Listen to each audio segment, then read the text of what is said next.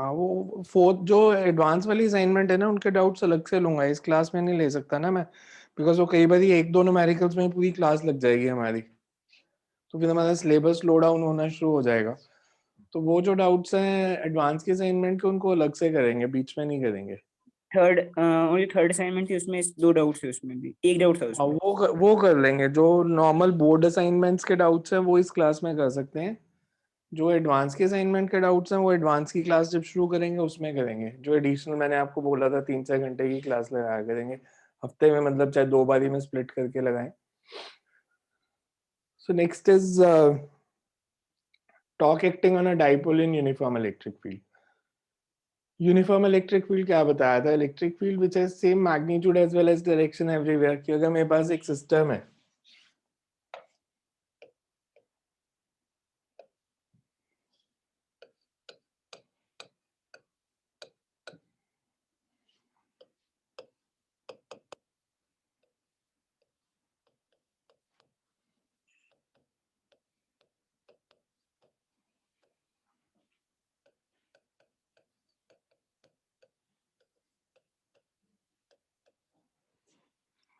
मैंने uniform electric field consider किया। Uniform electric field मतलब उसका मैग्नीट्यूड और डायरेक्शन सेम ले ली सारी जगह पे। उसको मैंने ऐसे ड्रॉ किया कि मेरे पास एक रीजन है जिसमें इलेक्ट्रिक फील्ड यूनिफॉर्म है,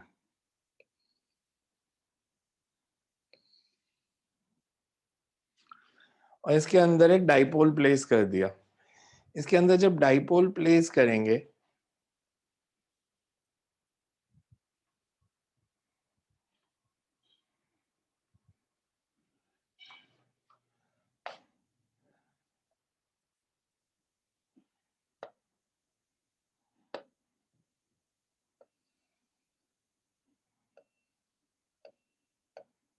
plus charge and minus charge, positive charge पे फोर्स लगेगी फील्ड की डायरेक्शन में क्यूई, और नेगेटिव पे क्यूई बट ऑपोजिट डायरेक्शन में। लेंथ ऑफ डाइपोल हम लेते हैं 2a,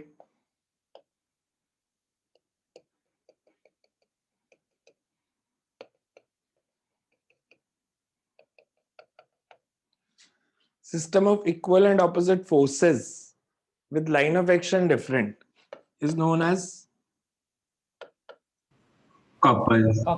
couple. couple के केस में टॉर्क का फॉर्मूला क्या होता है? either force into perpendicular distance between line of action।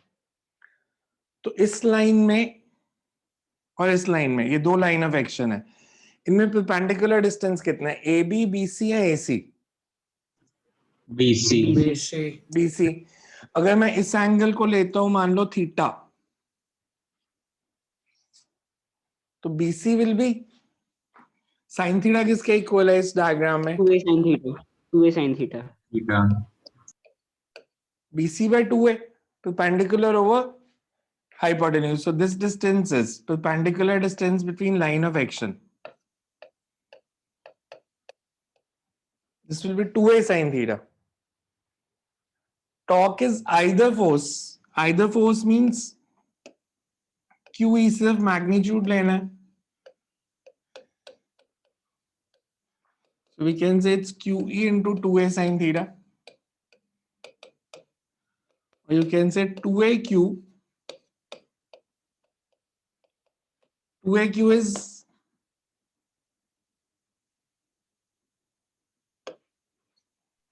length into charge. 2AQ is dipole dipole moment. Vector form में अगर मैं लिखूं, A क्रॉस B क्या होता है? AB sin theta तो PE sin theta is P cross E a cross P cross E। तो मैं इसको वेक्टर फॉर्म में ऐसे भी लिख सकता था।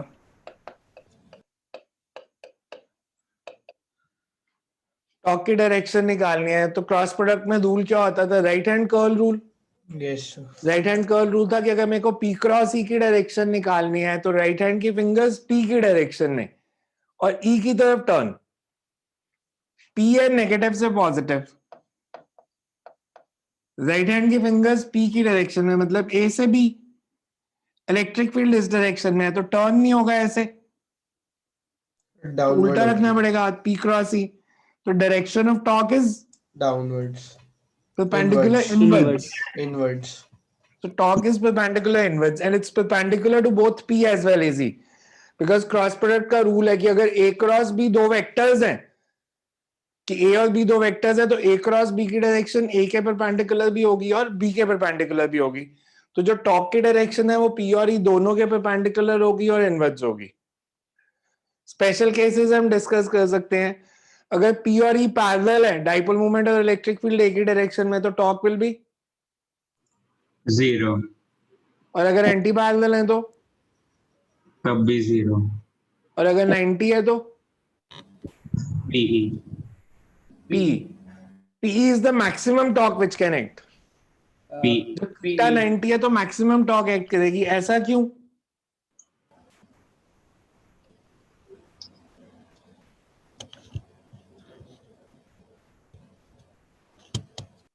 मैं अगर तीनों डायग्राम बनाऊं यहां पे,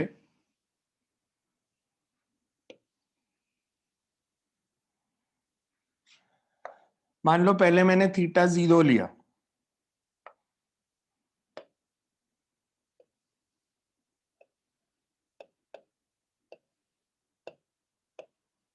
P और E पैरेलल है, इस पे फोर्स लगे इधर,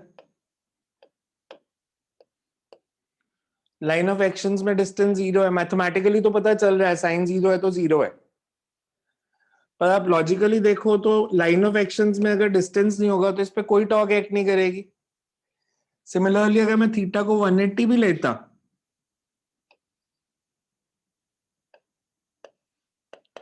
तो पॉजिटिव पे फोर्स लगती है, इधर नेगेटिव, इसमें भी लाइन ऑफ एक्शन सेम है। बट अगर थीटा 90 है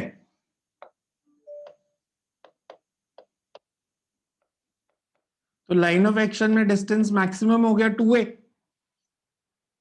तो टॉर्क भी मैक्सिमम एक्ट करेगी। इन दोनों सिचुएशंस में कल डिफरेंस क्या बताया था? सर स्टेबल अनस्टेबल इक्विलिब्रियम का। स्टेबल कौन सा, अनस्टेबल कौन सा? सर अनस्टेबल ये वाला सेकंड वाला बनाया। अब यहां से देखो, मैं इसको अगर ऐसे छोड़ देता हूं तो ये किस पोजीशन में आएगा, पैरेलल या एंटी पैरेलल? यहां से रिलीज कर दो इसको, free to move, Parallel. Parallel.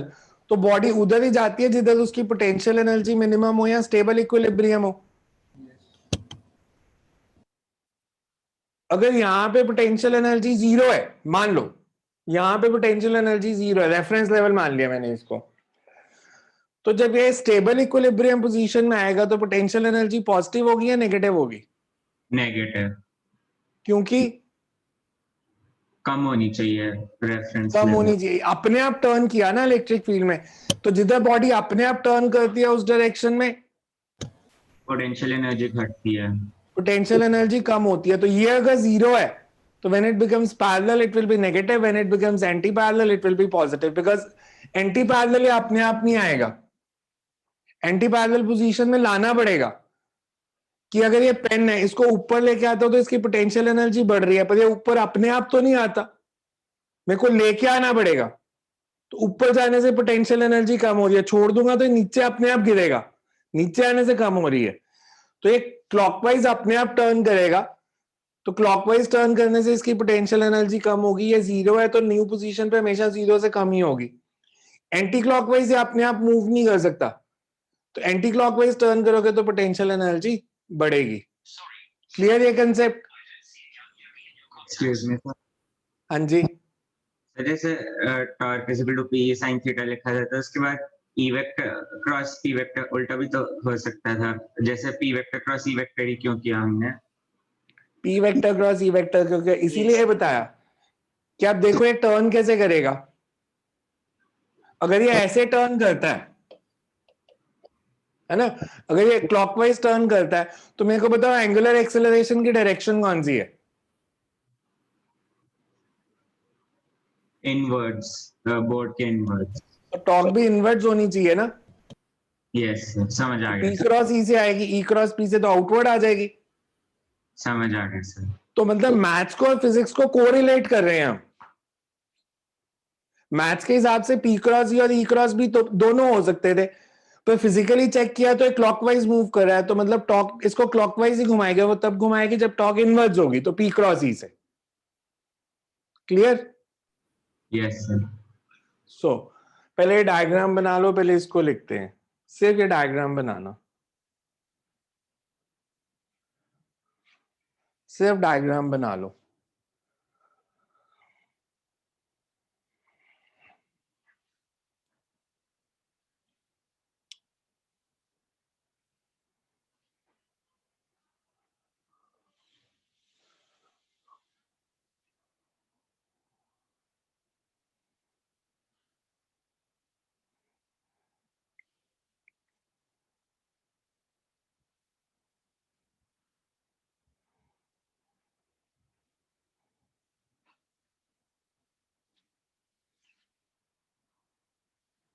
बन जाए तो बताना, देन विल राइट ऊपर थोड़ी सी story, because again board article.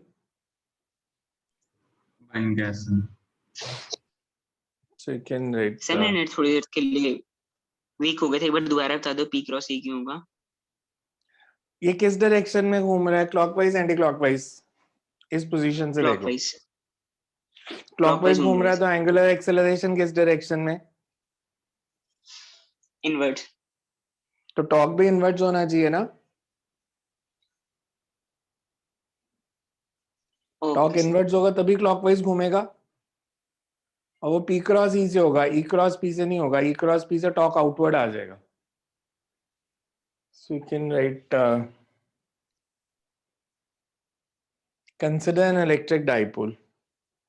Consider an electric dipole with dipole moment P. Consider an electric dipole with dipole moment P and placed in. Consider an electric dipole with dipole moment P and placed in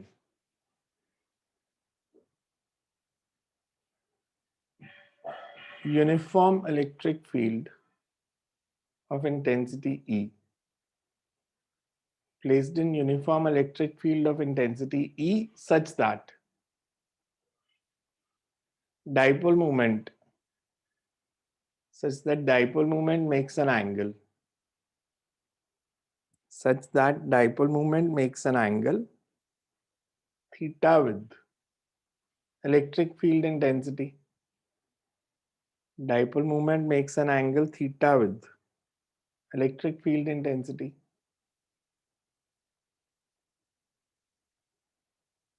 The positive charge of dipole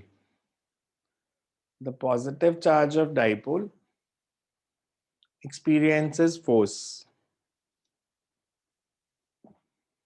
in the direction of field, and negative charge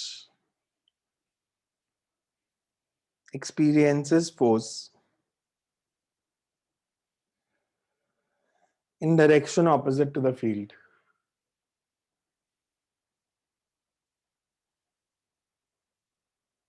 in direction of field के बाद क्या बोला था sir? Positive charge experiences force in direction of the field, and negative charge experiences force in direction opposite to the field.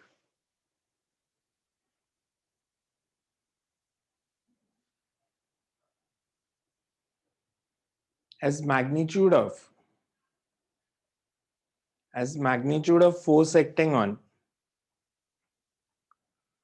positive and negative charge, as magnitude of force acting on positive and negative charge is same, but direction is different.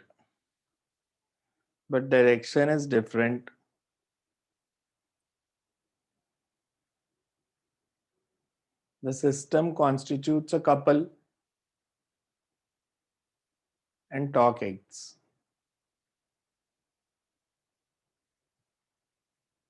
Whereas net force is 0. Torque acts whereas net force is 0.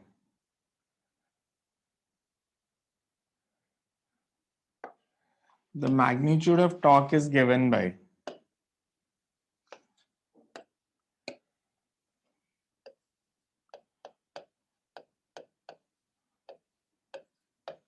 तो torque act के बाद क्या बोला था आपने? and net force is 0.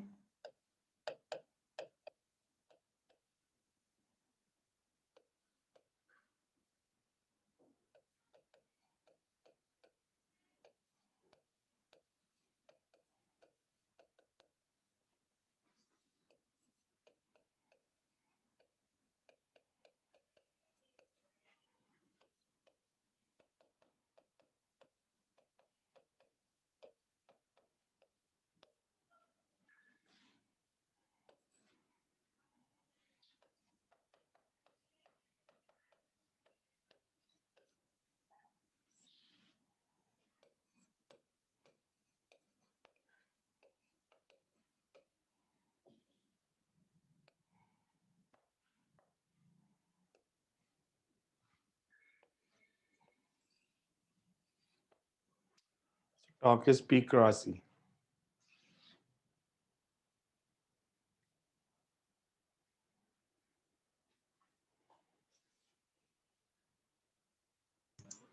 Excuse me, sir. पूछो. Either force into perpendicular distance वाला जैसे हिंज में भी यूज कर सकते हैं, सिर्फ फ्री के लिए होता है. कपलिंग के लिए करते हैं, वैसे भी परपेंडिकुलर डिस्टेंस ही होता है. आपको याद है हमने क्या लिखा था? R परपेंडिकुलर इनटू F या F perpendicular into R? Yes sir.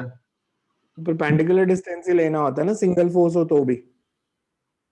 Yes, लेकिन तब तो जैसे हम पॉइंट ऑफ रोटेशन से आर वेक्टर लेते थे ना, तो जैसे से इसमें अगर हिंज कर दें से किसी एक के अबाउट तो भी ये लगा सकते हैं, या तब फिर क्या? नहीं, हिंज कर दें अगर तो सेंटर से करें तो लगा सकते हैं, नहीं तो नहीं लगा सकते. मतलब इसमें तो हम ले नहीं रहे ना, मासेस सेम है डिफरेंट है, कोई कंसेप्ट नहीं ले रहे अभी. अभी तो सिर्फ चार्जेस के बेस पे पढ़ रहे हैं. बिकॉज हमने एक चीज और पढ़ी थी ना, अगर आपको याद हो, हमने किया था कि अगर सिस्टम पे नेट फोर्स 0 है तो टॉर्क हर पॉइंट के अबाउट सेम ही आएगी.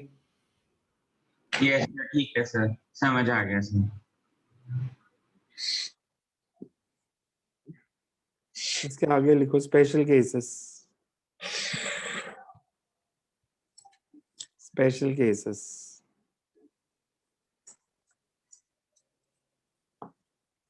First is if P and E are parallel to each other, that is theta is equal to 0. P and E are parallel to each other, that is theta is equal to 0.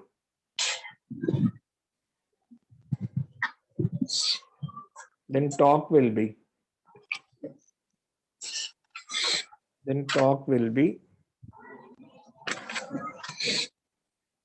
PE sin 0 or 0. And it is position of stable equilibrium.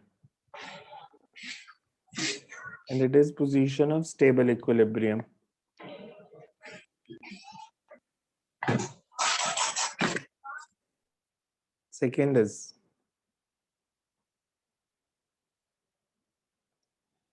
if P and E are anti-parallel, there is theta is equals to, if P and E are anti-parallel, there is theta is equals to 180. Torque will still be 0. But this is position of unstable equilibrium.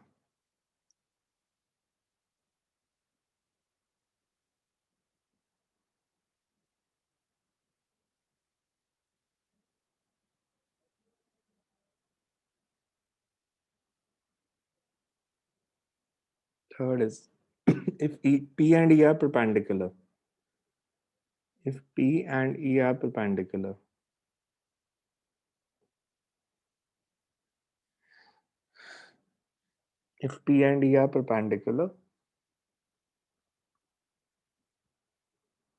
then torque is PE sin 90 or PE only. PE sin 90 or PE. There is the maximum torque X.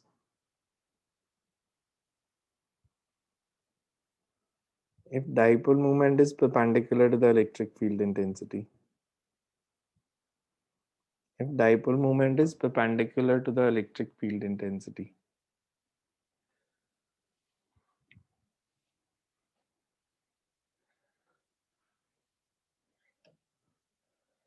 Next is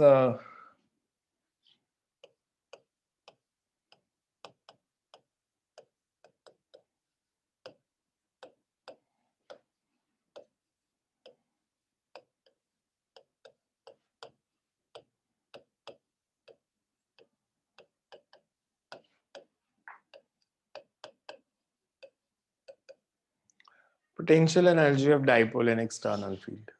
Potential energy general physics में क्या होती है? Negative of work done by conservative force change in potential energy. होती क्या है? होती क्या है? वो तो मैथ्स हो गया ना. पहले ये बताओ होती क्या है? interaction interaction energy.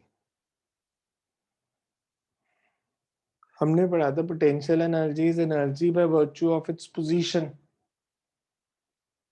It can be in some field. जैसे आपने पोटेंशियल एनर्जी के कौन कौन से फॉर्मूला पढ़े हैं +1 में फिजिक्स में? सर ग्रेविटेशन में -G(m1m2/r). -G(m1m2/r). This is for इसमें हमने रेफरेंस किसे माना था?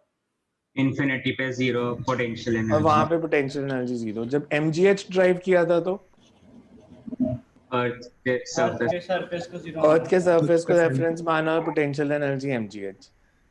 आपने जब हाफ की x स्क्वायर डिराइव किया स्प्रिंग में तो आपने माना कि जब वो अनस्ट्रेच्ड है तो वो रेफरेंस है. अनस्ट्रेच पोजीशन से न्यू पोजीशन तक लाने तक जो वर्क डन करना पड़ेगा that will be potential energy. Stretch करना है या कंप्रेस करना है. यस अनस्ट्रेच्ड पोजीशन से स्ट्रेच या कंप्रेस करने में जो वर्क डन करना पड़ा दैट इज पोटेंशियल एनर्जी. फिर आपने एसएचएम में ड्राइव किया half M omega square Y square. उसमें आपने माना कि जो बॉडी मीन पोजीशन पे है तो उसकी पोटेंशियल एनर्जी जीरो. वो रेफरेंस वहां से डिस्प्लेसमेंट वाई तक ले जाने में जो वर्क डन करना पड़ेगा दैट इज पोटेंशियल एनर्जी. तो बेसिकली पोटेंशियल एनर्जी का कंसेप्ट सब जगह सेम ही है. हम ड्राइव तब कर सकते हैं जब कंजर्वेटिव फोर्स हो. हमें एक रेफरेंस लेवल मानना पड़ेगा. रेफरेंस लेवल से न्यू पोजीशन तक ले जाने में work done against conservative force निकालते हैं या work done by conservative force निकालते हैं? again work done against conservative force जो करेंगे that will be stored in the form of potential energy. Because आपने किया था work done by conservative force is minus delta U and work done against conservative force is plus delta U. तो आप उसको new position तक लाने में जो वर्क डन करोगे that will be stored in the form of potential energy. जब हमने डाइपोल की निकालनी है पोटेंशियल एनर्जी किसी पोजीशन पे इलेक्ट्रिक फील्ड में, तो मैं अगर ऐसे मानूं से मेरे पास इलेक्ट्रिक फील्ड है किसी रीजन में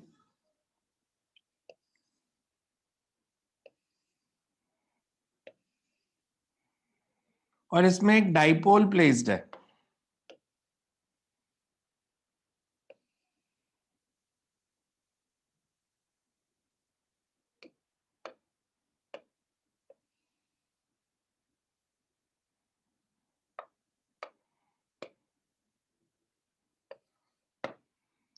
सच दैट डाइपोल मूवमेंट का इलेक्ट्रिक फील्ड के साथ एंगल बन रहा है θ1. तो मैं इसको अगर इस पोजीशन से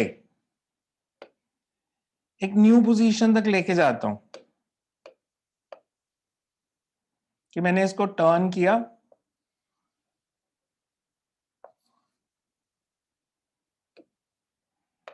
और मैं इसको इस पोजीशन से न्यू पोजीशन पे ले आया जहां पे एंगल बन रहा है θ2. तो मैं कह सकता हूं कि ए बी से ए डैश बी डैश तक ले जाने में जो वर्क डन होगा that will be potential energy if reference किसे माने? ए बी से ए डैश बी डैश तक ले जाने में जो वर्क डन करना पड़ेगा that will be potential energy if reference position is A B A B. AB. अगर मैं इनिशियल पोजीशन को रेफरेंस मान लेता हूं कि जब इसका इलेक्ट्रिक फील्ड के साथ एंगल θ1 था, तो θ1 से θ2 ले जाने में जो वर्क डन करना पड़ेगा that will be the potential energy. अब वर्क डन दो तरह से निकाला था आपने +1 में। पहले तो एक ब्रॉड देख लेते हैं। इस केस में ट्रांसलेशन हो रही है या रोटेशन हो रही है डाइपोल की? Rotation. Rotation. Rotation. Linear motion हो तो work done F dx, rotation होगा तो फोर्स की जगह टॉर्क dx की जगह d थीटा। यस। तो tau into angular displacement, torque into angular displacement is work done। अब फिर हमें ये देखना होता है कि जो टॉर्क लग रहा है वो कांस्टेंट है या वेरिएबल है। बिकॉज अगर कांस्टेंट टॉर्क होता तो मैं वर्क डन कर देता tau into θ2 minus θ1 into angular displacement. यहाँ पे जो टॉर्क लग रहा है डाइपोल पे वो कांस्टेंट है या थीटा पे डिपेंड कर रहा है? Dependent on theta.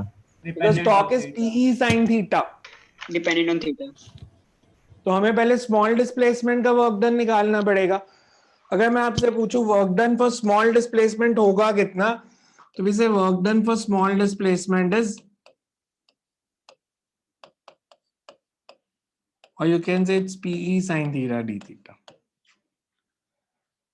θ1 से θ2 ले जाने का वर्क डन निकालना है तो इंटीग्रेट कर देते हैं विद लिमिट्स। θ1 to θ2। PE तो कांस्टेंट है,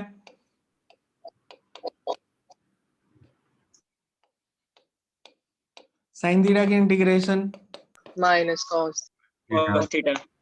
तो मैं इसको ऐसे लिख दूं,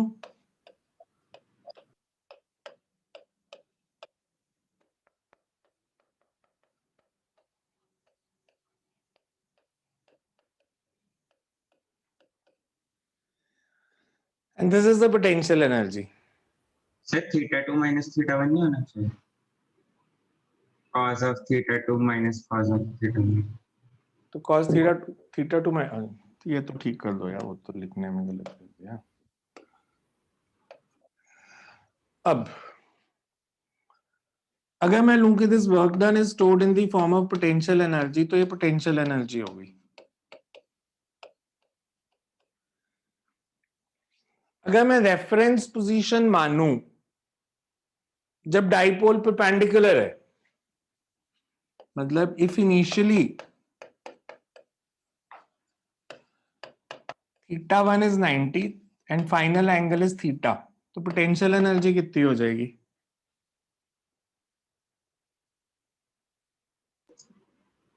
cos θ minus PE cos theta minus PE cos theta.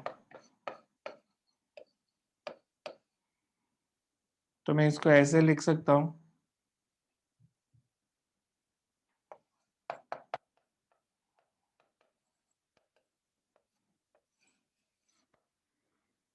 Theta 0 है तो पोटेंशियल एनर्जी कितनी? minus PE थीटा 180 है तो 0 और नहीं PE Plus B. Plus Plus. PE। Theta 90 है तो 0. Zero. आपने कहा थीटा 0 है तो U माइनस PE।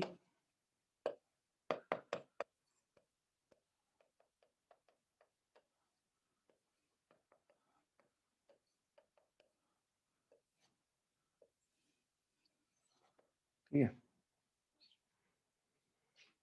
इनमें से मिनिमम वैल्यू कौन सी है? minus PE। तो ये स्टेबल या अनस्टेबल इक्विलिब्रियम? स्टेबल। यही पढ़ा था, जब स्टेबल इक्विलिब्रियम होगा पोटेंशियल एनर्जी मिनिमम, और this is the maximum potential energy होगी तो अनस्टेबल। थीटा इज इक्वल 90 पे U 0 क्यों आ रहा है? तो उसको रेफरेंस पॉइंट मान लिया था हमने। बिकॉज 90 को हमने रेफरेंस माना था, तो 90 पे ही लेंगे तो 0 ही आएगा। अगर θ1 90 है, θ2 भी 90 ले लिया, तो बेसिकली वो अपनी पोजीशन पे है, इसलिए 0। अच्छा, अब आपको एग्जाम में क्वेश्चन आया MCQs में, when dipole moment is placed perpendicular to the electric field intensity, its potential energy is 0. True or false? false। Because sir उसको रेफरेंस फ्रेम लेंगे तब होगा जीरो। उसका रेफरेंस फ्रेम अगर लेंगे जब तो होगा। रेफरेंस फ्रेम 90 डिग्री लोगे तो जीरो आएगा, हमेशा नहीं आएगा। बिकॉज हमने 11 से पढ़ रहे हैं कि पोटेंशियल एनर्जी की एब्सोल्यूट वैल्यू कुछ नहीं होती, absolute value keeps on changing with reference level. जैसे मैं बोलूं थीटा इज इक्वल टू 0 को रेफरेंस मान लिया, तो थीटा इज इक्वल टू 180 पे पोटेंशियल एनर्जी कितनी होगी? मैक्सिमम वो फिर मेरे को वैल्यू बताओ। थीटा इज इक्वल टू 0 को रेफरेंस मानना, तो थीटा इज इक्वल टू 180 पे पोटेंशियल एनर्जी कितनी होगी? इन दोनों में अभी डिफरेंस कितना है, माइनस कितनी पी बड़ी है? माइनस पीई से प्लस पीई आई, तो कितनी बड़ी पोटेंशियल एनर्जी? 2p 2 PE. तो अगर मैं कह रहा हूं इसको 0 मान लो, तो 2 पीई बढ़ाएंगे तो कितनी हो जाएगी? Plus 2p plus 2 PE. ये कितनी हो जाएगी? pe इन दोनों में डिफरेंस कितना है, कितनी बढ़ रही है? माइनस पीई से 0, पीई pe तो यहां पे पीई आएगी। बिकॉज याद है 11th में यही किया था कि change in potential energy reference level पे डिपेंड नहीं करती, पोटेंशियल एनर्जी करती है। चेंज तो सेम ही आना है, रेफरेंस लेवल कोई भी मान लो। अगर थीटा इज इक्वल टू 180 पे पोटेंशियल एनर्जी 2 पीई ज्यादा है, तो वो 2 पीई ज्यादा ही रहनी है। मैं इसको अगर पीई ले लूंगा तो दिस विल बी 3 पीई। आपको कह सकते हैं ना कि आप मान लो कि जब पैरेलल है तो पोटेंशियल एनर्जी पीई है, तो एंटी पैरेलल है तो कितनी होगी? सो 3 पीई, 2 पीई ज्यादा। Change in potential energy reference पे नहीं डिपेंड करता है, +1 से पढ़ रहे हो।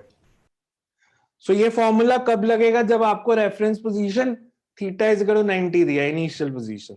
क्लियर ये कैसे किया है? Yes sir. डाउट है तो पूछो मेरे को इस आर्टिकल में। सर जैसे बोर्ड में हमने थीटा 90 को ही मान के चलना है। हाँ, या मैं बोर्ड में ऐसे ही करनी है, स्कूल में भी ऐसे ही करनी है। बिकॉज वो तो मार्क्स काट लेते हैं कि एनसीईआरटी में ऐसे नहीं दिया, प्रदीप में ऐसे नहीं दिया। मतलब हमने उस वे में नहीं सोचना, कंसेप्ट मैंने बता दिया। रेफरेंस लेवल कोई भी ले सकते थे, पर क्योंकि एनसीईआरटी ने थीटा 1 इज इक्वल टू 90 को लिया, तो हम 90 को लेकर सॉल्व कर रहे हैं। सर हाँ जी, सर ये नहीं समझ आई, ये थीटा की वैल्यूज किस में डालनी है, थीटा 1 में या थीटा 2 में? ये फॉर्मूला क्या है? ये थीटा माइनस किसकी वैल्यू थी? थीटा 2 की। थीटा 1 तो 90 ले लिया था, थीटा 2 को थीटा माना। Okay sir. So you can right,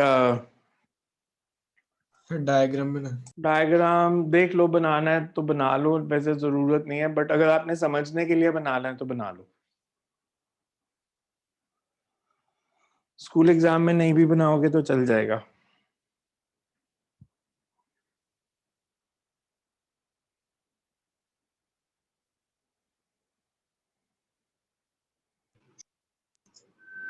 जैसे अगर ट्रांसलेट करें तो कोई फर्क नहीं पड़ेगा, मतलब जैसे अगर सेम पैरेलल लाइन पे ट्रांसलेट कर दें, फर्क मतलब पोटेंशियल एनर्जी में। हाँ, नहीं पड़ेगा। जब तक थीटा नहीं बदलेगा इसमें पोटेंशियल एनर्जी नहीं बदलेगी। तो पैरेलल ट्रांसलेट कर सकते हो डाइपोल को।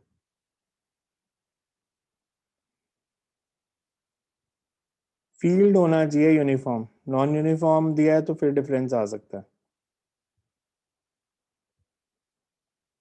Okay sir. So you can write, consider a dipole of dipole moment P in an external electric field of magnitude E.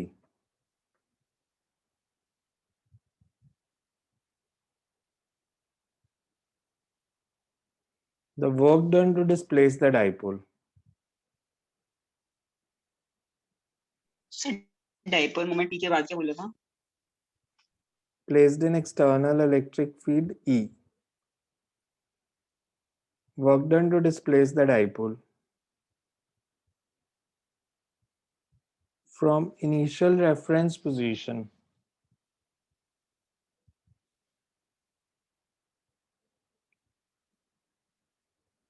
to its new position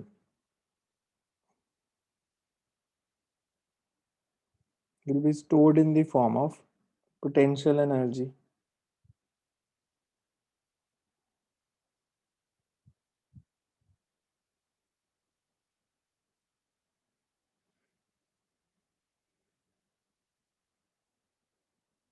But as the dipole is rotated,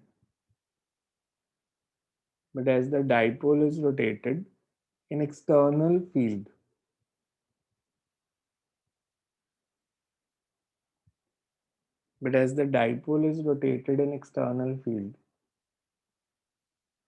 torque acting on the dipole is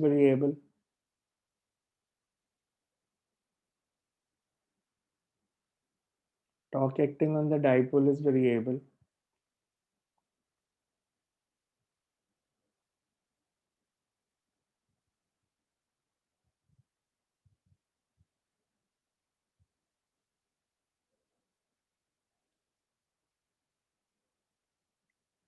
If at any instant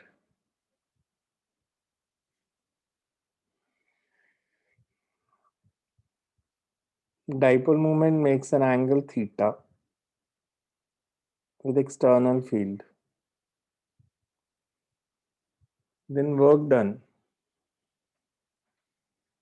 to rotate the dipole through small angle d theta is, ये note कर दो.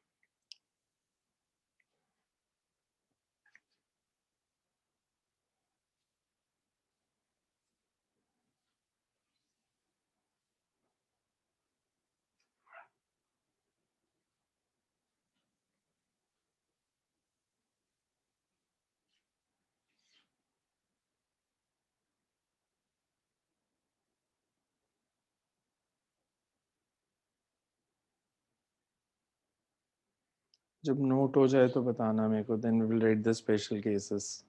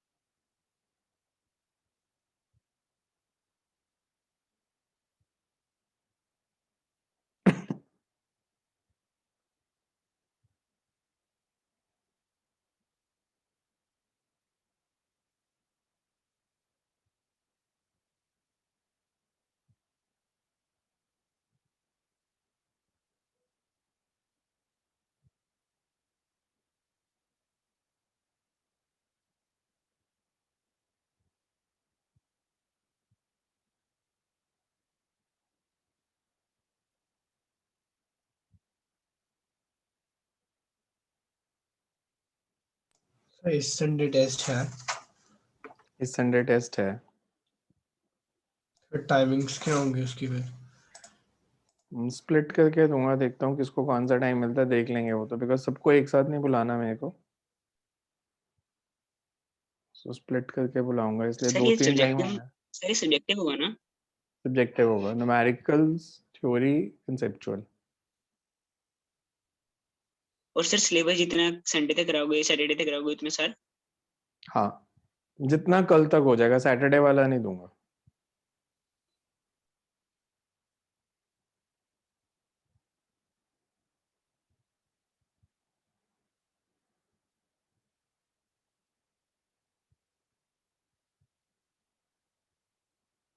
हो गया note? Yes sir. Then you write special cases.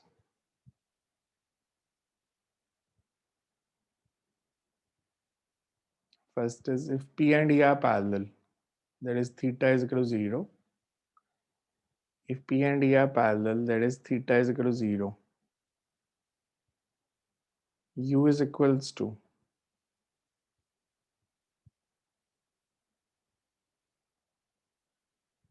minus PE.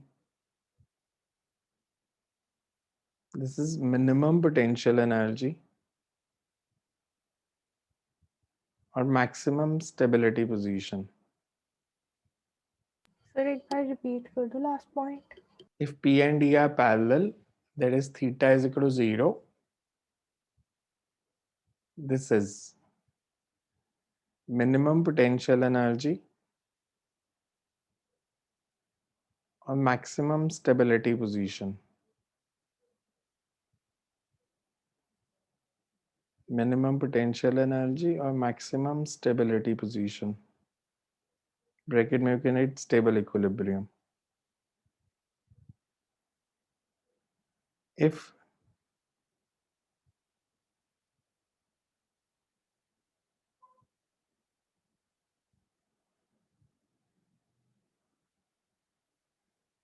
theta is equals to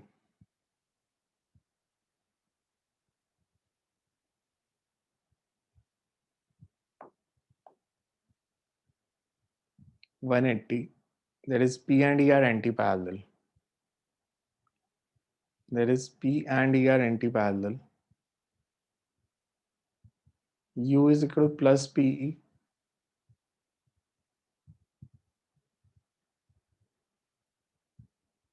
This is maximum potential energy. This is maximum potential energy and minimum stability position. This is maximum potential energy and minimum stability position or unstable equilibrium.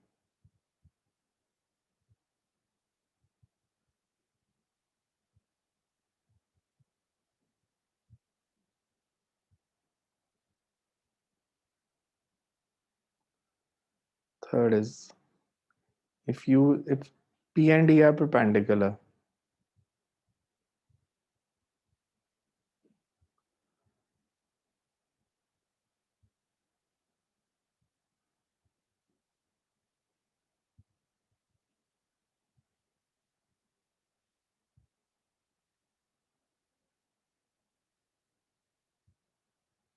if P and E are perpendicular,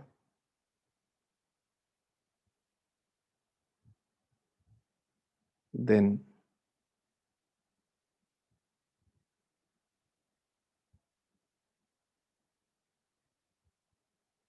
U is equal to 0. This is because perpendicular position is the reference position of dipole. Perpendicular position is the reference position of dipole.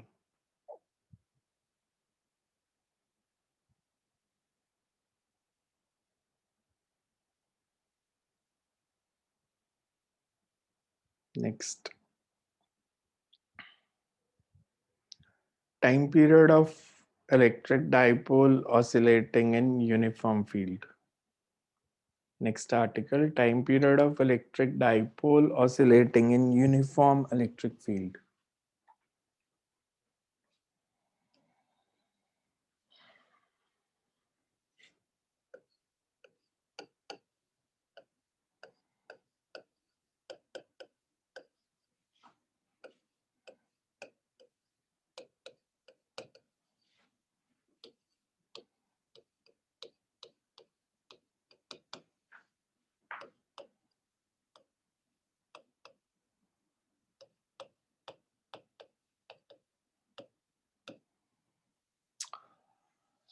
SHM में सबसे important पहले क्या होता है, because proof तो हम बाद में करते हैं, ए प्रोपोर्शनल टू एक्स या टाउ प्रोपोर्शनल टू थीटा, जो भी करना है। SHM होता कब है?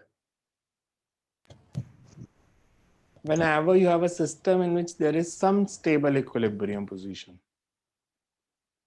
आप उस सिस्टम को स्टेबल इक्विलिब्रियम पोजीशन से डिस्टर्ब करते हो तो it tries to come back to the stable equilibrium position due to either restoring force or restoring torque. Because of inertia, it will not stop at that position and it starts oscillating. Oscillations तो होंगी. SHM होगा if either angular acceleration is proportional to theta or acceleration is proportional to displacement. यही पढ़ा था 11th में SHM में. तो इसमें स्टेबल इक्विलिब्रियम पोजीशन कौन सी है? थीटा 0। थीटा 0. तो मेरे पास एक डाइपोल था जो स्टेबल इक्विलिब्रियम पोजीशन में था, थीटा 0 था. मैंने उस डाइपोल को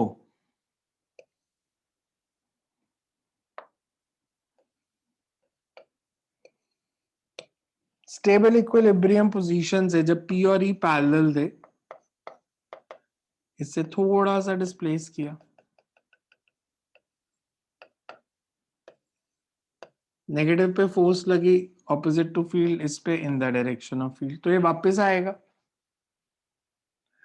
अगर मैं आपसे पूछूं इस पे रिस्टोरिंग टॉर्क कितनी लगी जो इसको वापस ला रही है when you displace it through small angle theta? PE sin theta. Restoring torque minus PE sin theta. Minus, because negative sign लगा रहे हैं क्योंकि it tries to restore it back to the position. अब ये SHM कब होगा? Sine theta theta के equal कब होता है? Theta is very small. Theta is very small. अगर थीटा स्मॉल है, मैं इसको ऐसे भी लिख सकता हूं, and tau is I alpha. I alpha is equals to angular acceleration कितनी आ गई? PE थीटा और I. PE over I constant है.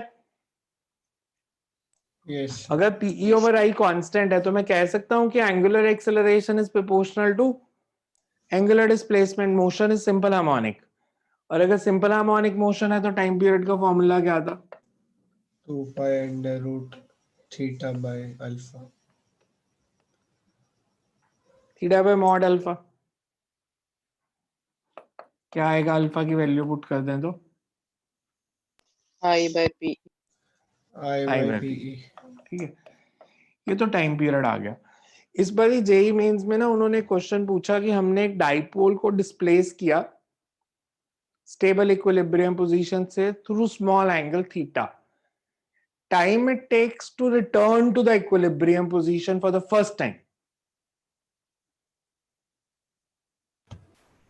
Time it takes to return to the equilibrium position for the first time. T/4 Time period by 2. Time period by 2 या time period by 4?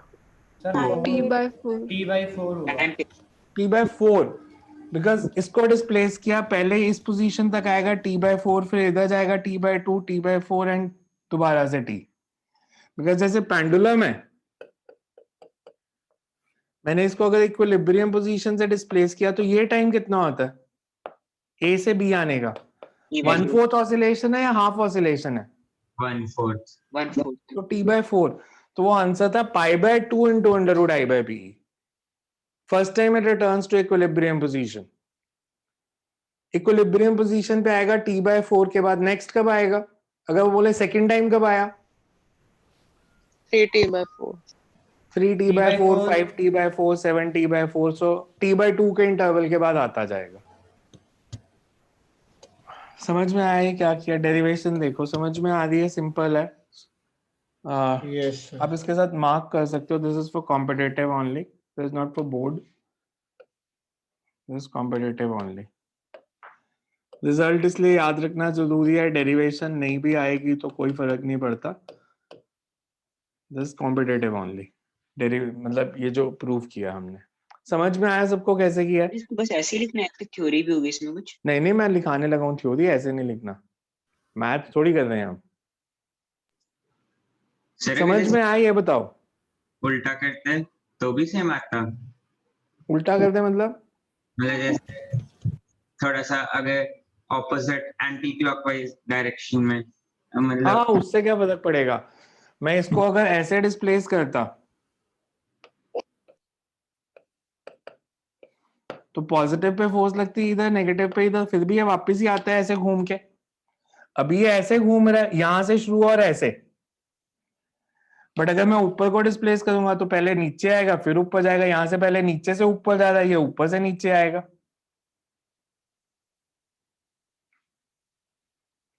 Derivation में कोई change नहीं आएगा, formula में कोई change नहीं आएगा।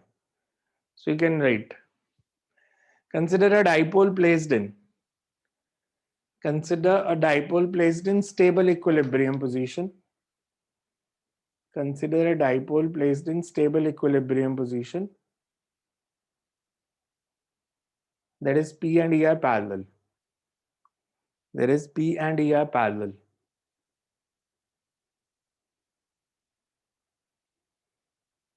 If we displace the dipole through small angle theta, if we displace the dipole through small angle theta, it starts oscillating.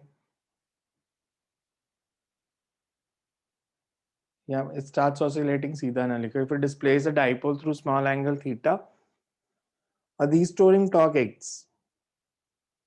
A restoring torque acts,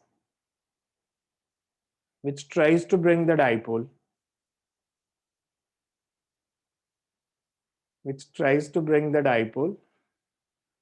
back to the equilibrium position,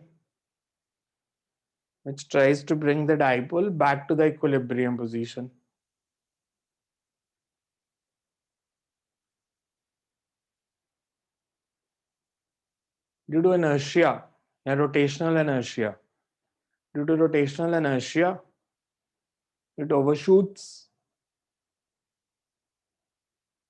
the equilibrium position and starts oscillating.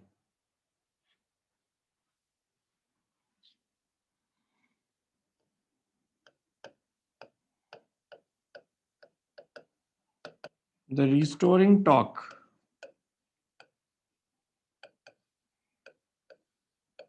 which acts is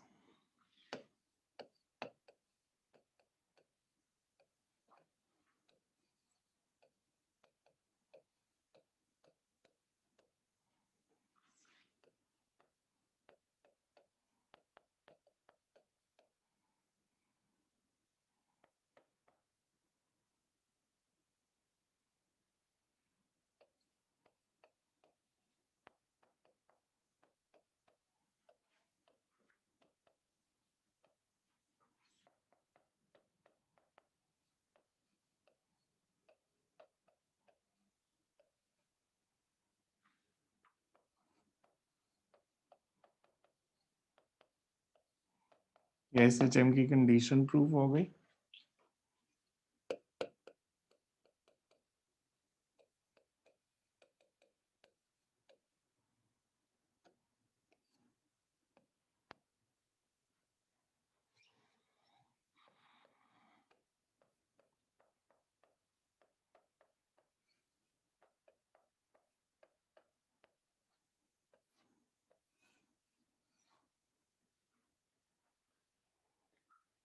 तो ये formula याद रखना पड़ेगा MCQs के लिए, 2 pi under root I upon PE.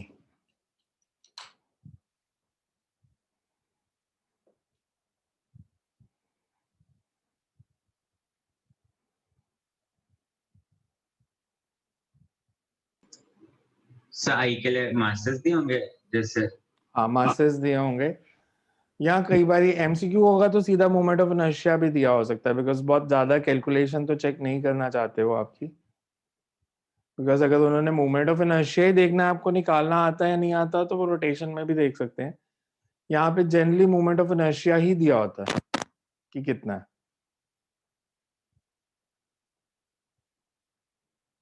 But otherwise आपको concept पता है, हिंज्ड है तो हिंज्ड के अबाउट निकालना है, नहीं हिंज्ड तो सेंटर ऑफ मास के अबाउट निकालना है।